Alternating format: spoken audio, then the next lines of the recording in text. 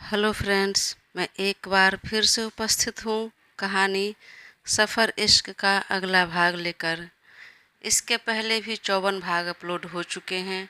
अगर आपने नहीं देखा तो प्लीज़ एक बार मेरे चैनल पर जाकर अवश्य देखें। जिया चली तो गई क्लोसेट रूम में साड़ी लेकर, पर अब उसे पहनने नहीं हो रहा था।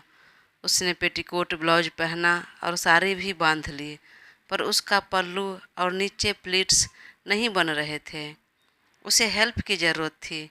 जी में आया कि एक बार अखिल को आवाज़ देती हूँ, लेकिन हिम्मत नहीं हुई उसे बुलाने की। अखिल बाहर खड़ा उसका इंतज़ार कर रहा था। जब समय लगा तो कहा, चलो जल्दी करो, मुझे ऑफिस भी जाना है। हाँ, बस थोड़ी देर में आ रही हूँ। तब तक माँ राधिका जी ने इंटरकॉम पर कॉल कर दिया, बेटा जिया को लेकर आ जाओ जल्दी। वैसे रसोई में तो मैंने सब कुछ बना लिया है, बस वो हाथ लगा दे और कुछ हल्का मीठा बना दे, हो जाएगा। तुम्हारे पापा को भी ऑफिस जाना है। हाँ माँ, आ रहा हूँ। और अखिल एक बार फिर जाकर पूछा, बहुत समय लग रहा है, कोई मदद चाहिए? आऊँ अंदर? जिया एक पल के लिए हिचकिचाने लगी, पर सामने कोई उपाय न देखकर बोली, हाँ आ जाओ। वह तुरंत अंदर आया तो देखा जिया कमर में साड़ी लपेटकर एक पल्लू दुपट्टे के जैसे ओढ़े खड़ी थी। उसका झल्लाया हुआ चेहरा देखकर लग रहा था कि वह काफ़ी देर से कोशिश कर रही थी। चलो दिखाओ क्या हेल्प करनी है। साड़ी बांधने नहीं आ रही है, तुम्हें आती है? आती तो नहीं है, पर फिर भी ट्राई करके देखता हूँ। तुम बताती जाओ कैसे करना है, मैं कोशिश करता हूँ। नहीं आती है फिर क्या कोशिश करोगे? चलो जाओ बाहर बैठो। अरे चिढ़ क्यों रही हो यार? मैं 2-4 शादियाँ करके नहीं बैठा हूँ जो मुझे यह साड़ी पहनाने का अनुभव रहेगा। पहली बार शादी हुई है, इकलौती बीवी हो तुम मेरी, मुझे कैसे पता रहेगा तो यह सब पहले से? एक तो साड़ी पहनने नहीं हो रहा था, उस बात की खीज थी, ऊपर से अखिल मजाक करने लगा तो गुस्सा आ गया। वह जोर से कहा, हर वक्त हर काम में तुम्हें मजाक सूझता है, जाओ मैं खुद पहन लूँगी। अखिल ने उसकी नाक खींचते हुए कहा, इस छोटी सी नाक पर 24 घंटा गुस्से क्यों बैठा रहता है? इतने जल्दी क्यों चिढ़ जाती हो तुम? नहीं आता है तो चलो बताओ, मैं फिर हेल्प कर देता हूँ। अच्छा ठीक है, चलो नीचे बैठो फिर तुम, और यह साड़ी का प्लेट्स बराबर करो। तब अखिल नीचे बैठ गया और सारे प्लेट्स बराबर कर दिया। हो गया? हाँ हो गया। अब टर्न हो जाओ, मैं ऊपर के पल्लू का प्लेट्स बना लूँगी, फिर तुम पिन लगा देना। क्यों? मैं क्यों टर्न हो जाऊँ? तुम्हारा पति हूँ, सामने भी रहूँगा तो क्या हो जाएगा? और उसका पल्लू हाथ में लेकर बोला, बताओ कैसे करना है। तब वह जैसे जैसे बोले वो बिल्कुल वैसे हेल्प किया और साड़ी ठीक ठाक पहन लिया। जिया खुद को मिरर में देखते हुए उसे थैंक यू कहा। वह उसके पीछे खड़े होकर आईने में देखते हुए कहा, सिर्फ थैंक यू से काम नहीं चलेगा, साड़ी मैंने पहनाई है तो उतारूंगा भी मैं ही, मुझे बुलाना, मेरे पीछे मत उतार लेना। जिया जब तक फिर से गुस्से में उसे घूर कर देखती, उससे पहले वह क्लोसेट रूम से बाहर निकल चुका था। जिया उसे मारने के लिए पीछे भागे, तभी उसका पैर फिसल गया और वह पीठ के बल गिरने लगी। लेकिन जब तक वह गिरती उससे पहले ही अखिल ने पलटकर उसकी कलाई पकड़कर जोर से अपनी तरफ खींच लिया और वह सीधे उसके सीने से आ लगी। परंतु जिया ने उसे दोनों हाथों से धक्का दिया और जाने लगी तो एक बार फिर गिरने लगी और उसने फिर उसे बाहों में थाम लिया। अब की बार वह डर गई थी, जिससे उसकी सांसें तेज तेज चलने लगे। अखिल उसे बाहों में थामे रहा और उसके ऊपर झुककर उसकी आंखों में देखते हुए कहा, जब अकेली नहीं चल पा रही हो तो क्या ज़रूरत है अकेले चलने की? मैं हूं ना सहारा देने के लिए, फिर क्यों इस तरह दूर भाग रही हो? अरे मैंने आपका हाथ थाम लिया, आप भी थाम लो और यकीन करो जीवन में कहीं भी कभी भी गिरने नहीं दूंगा। गिरने तो क्या, फिसलने भी नहीं दूंगा। बोलते हुए वह उसके लिपस्टिक लगे होठों की तरफ देखने लगा। जिया ने तुरंत अपने हाथ होठ पर रख लिया। नहीं, बिल्कुल नहीं, मेरे लिपस्टिक खराब हो जाएंगे, फिर देखना, बहुत मारूंगी। ठीक है, जब मार खाना ही है तब तो कुछ न कुछ करना बनता है। मौके का फ़ायदा तो उठाना चाहिए। और तुरंत झुककर उसके गर्दन पर अपना होठ रख दिया। जिया के तन बदन में झुरझुरी आ गई, धड़कन मानो थम गई। उसने कसकर अपनी आंखें बंद कर ली। तभी दरवाजे पर दस्तक हुई और झटके में दोनों अलग हुए। जिया वहीं कमरे में रह गई और अखिल आगे बढ़कर दरवाज़ा खोला। सामने माँ खड़ी थी। क्या हुआ? बहू को बहुत समय लगा। साड़ी पहनने नहीं आ रहा है क्या? मैं हेल्प कर दूँ? नहीं माँ, वह रेडी हो चुकी है, हम नीचे ही आ रहे थे। तब तक जिया पीछे से आई और झुककर पैर छूकर प्रणाम किया। खुश रहो, सदा सुहागन रहो, आशीर्वाद देते हुए वह जिया को लेकर रसोई में चली गई और अखिल सोफा पर पापा के पास आकर बैठ गया और बिजनेस के बारे में बात करने लगा। राधिका जी रसोई में आई तो बोली, नाश्ते का सब कुछ तो मैंने बना दिया है, तुम बस कुछ मीठा बना दो। आता है कुछ बनाने? जिया चुप रह गई और नज़रें नीची कर ली।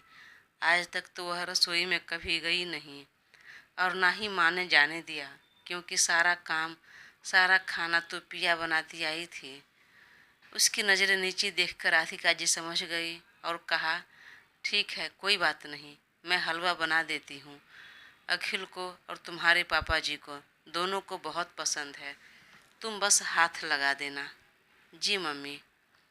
तभी दीपक जी ने कहा, राधिका, एक कप चाय और देना। मम्मी, मेरे लिए भी, अखिल ने भी कहा। अरे लेकिन नाश्ता बन चुका है। हाँ तो नाश्ता भी कर लेंगे ना, लेकिन एक एक कप चाय और हो जाए। तब राधिका जी चाय का बर्तन चढ़ाने लगी। फिर जिया ने कहा, मम्मी, चाय मैं बना दूँ? मुझे चाय बनाने आता है। आप बाहर जाकर बैठिए, बातें कीजिए, मैं चाय वहीं बनाकर लेकर आती हूँ आप सबके लिए। और चाय भी तो मीठा ही होता है, मैं वही बना देती हूँ, फिर आपके साथ हलवा बना लूँगी। वह जिस तरह जल्दी जल्दी और आंखें मटकाकर बोल रही थी, उसे देखकर राधिका जी की हंसी निकल गई। बहुत प्यार आ गया उस पर और उसका दोनों गाल खींचते हुए कहा, ठीक है, बना दे और चाय लेकर बैठक में आ जाना, मैं जा रही हूँ। हाँ मम्मी, आप जाओ, मैं तुरंत चाय बना कर लाती हूँ।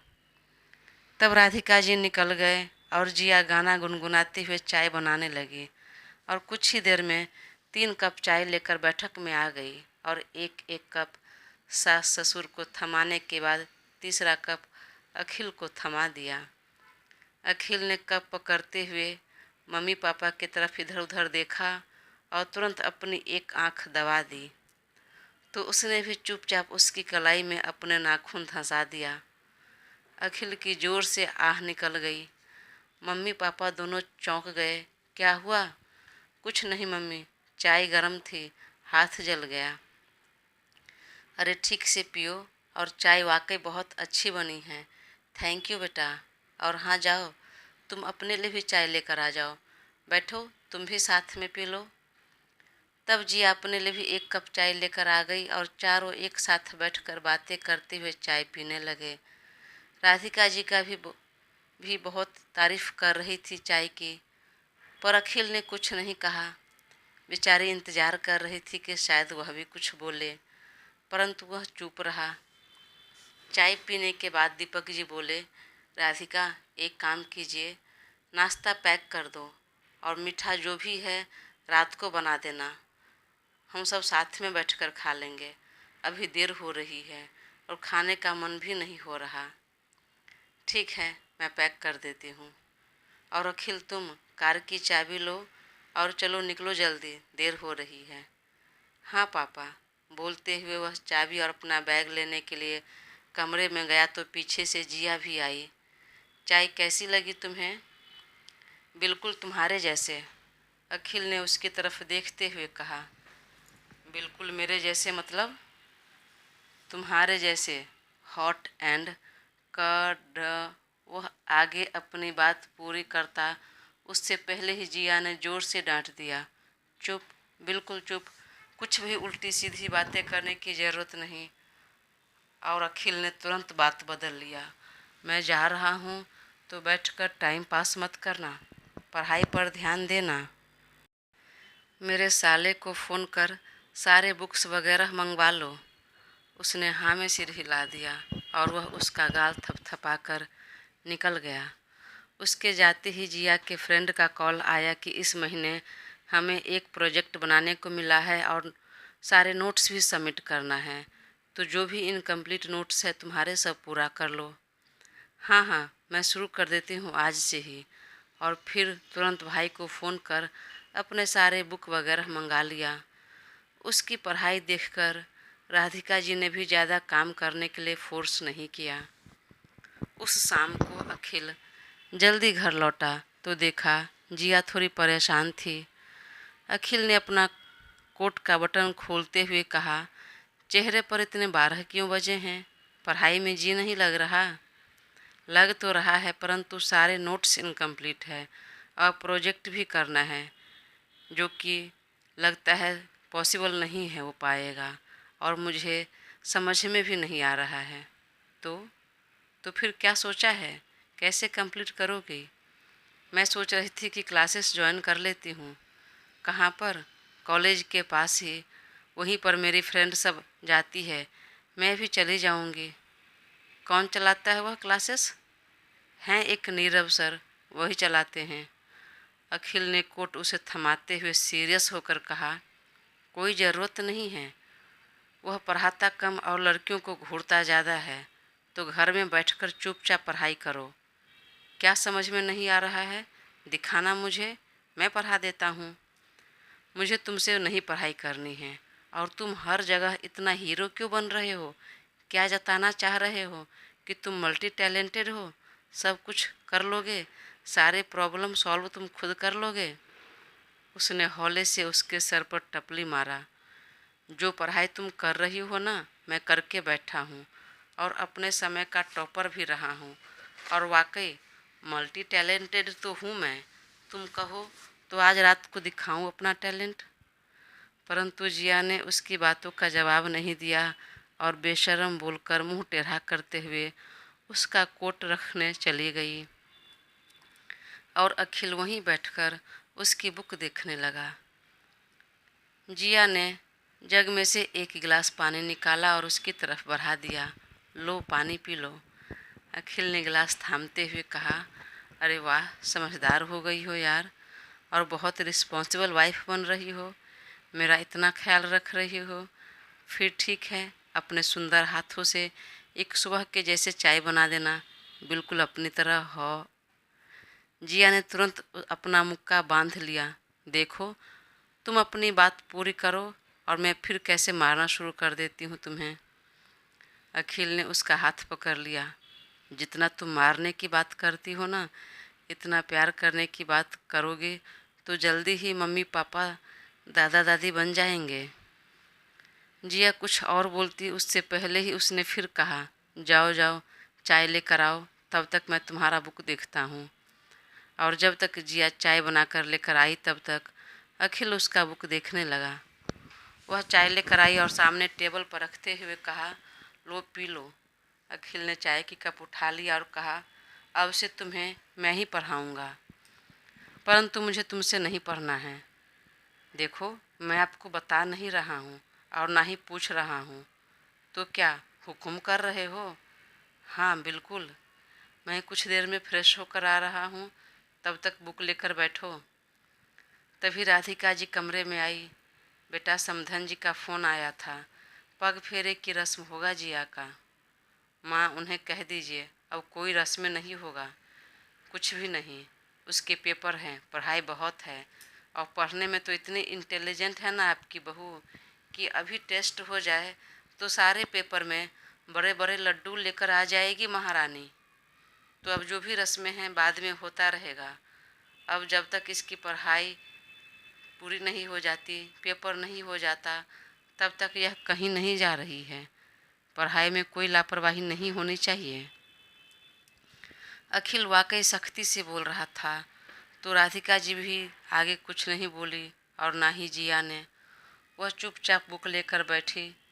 कुछ देर में अखिल फ्रेश होकर आया और उसके पास बैठकर सारे डाउट्स क्लियर करने लगा।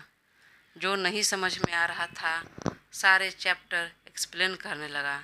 जिया को तो पहले यकीन नहीं हुआ कि यह पढ़ा पाएगा, परंतु जब कुछ डाउट बहुत अच्छे से क्लियर कर दिया तब उसे बहुत आश्चर्य हुआ।